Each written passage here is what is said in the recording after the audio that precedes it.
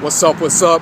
Sam from Swordstyle here, coming in today telling you about one of my idols, somebody that I really looked up to for a long time and still continue to do so.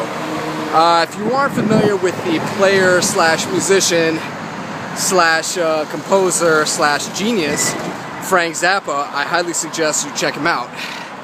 Now this guy is probably one of my biggest idols of all time in terms of music. And I think that the main reason that I looked up to him so much was because he was just so damn funny. I mean, the guy's hilarious. His songs are zany as hell. Just, I mean, insane. Just bleh. Like, I just came off a run, so I'm feeling kind of like, I don't know, but I'm still gonna make a video. Yeah, the deal is with Frank is that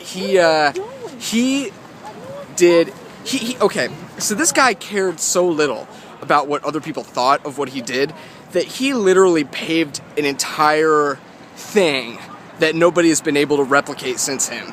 He looked up to a guy named Igor Stravinsky, who was a composer, I believe in the 20s, or the early 19th century, whatever. So anyway, this guy, I believe he was a practitioner of serialism and like weird composing styles that, that basically were random at points and sounded very non-musical.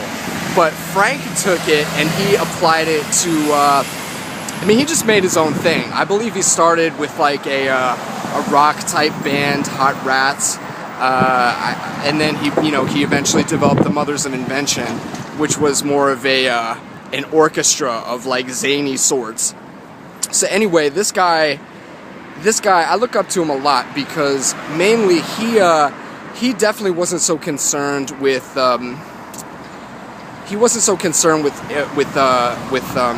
impressing anybody. In fact, he really didn't care. You know, I mean, this guy really didn't care. He went on He went on like a talk show with a bunch of like real right-wing type guys and debated them. He applied to, I think he was like an ambassador for like Sweden or something. He just didn't care. You know, he had all these super unpopular beliefs. He released albums that, like, he has more recorded material than I think anybody, and he didn't release it. He just made it for the sake of pushing his own boundaries and coming up with like really insane stuff. The guy has a really deep, kind of intense cult following, and you know, with good reason. I mean, it's just so badass. The guy is awesome. So if you haven't heard of him, check him out. I think that his music has never been replicated, and it shouldn't be.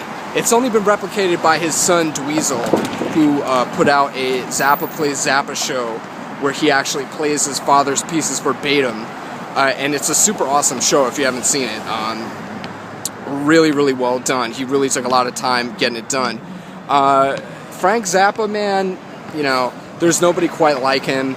All of his songs are unique, hilarious, inspiring, fun, enjoyable, everything that music should be. So I highly recommend that you check him out, and he's like my idol, man. He's like my he's like my favorite musician of all time. You know, he didn't care too much about impressing people. He just did what he wanted to do.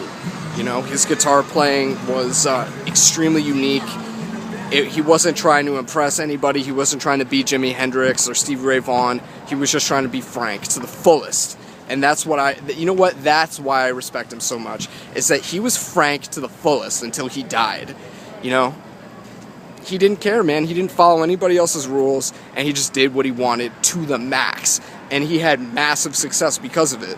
You know? So it just goes to show you, you know, if there's no clear-cut path, make your own path, and don't let anybody dissuade you from doing so. Cheers.